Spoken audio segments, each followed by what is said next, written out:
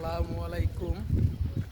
তো পবিত্র মাহে রমজান, আজকে আমরা বেরোইছি, আমাদের একটু রোজা লাগছে, এই কারণে আমরা একটু হাঁটতে বেরিয়েছি। তো বাইরের যে ওয়েদারটা তো সুন্দর লাগতেছে, রমজান মাসের ওয়েদার মার্শাল্লাহ।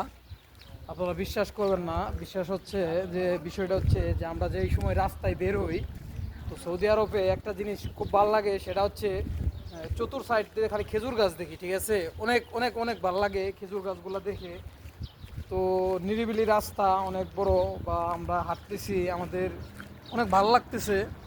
বিষয়টা হচ্ছে আমরা যে বাংলাদেশে হাঁটি, যেমন করে নিজস্ব দেশের মাটিতে যে আমরা হাঁটি, সেই সময় এরকম ফিলটা পাই না, বাট আমরা এখানে যেরকম ফিল পাচ্ছি, তো মাশাল্লাহ আল্লাহর রহমতে আমরা আছি, ইনশাল্লাহ ভালোই আছি।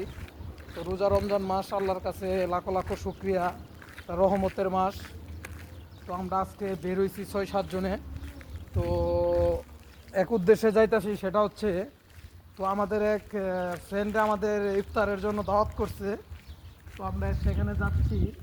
তো জানি না আমরা সেখানে যেতে আর কতক্ষণ সময় লাগবে।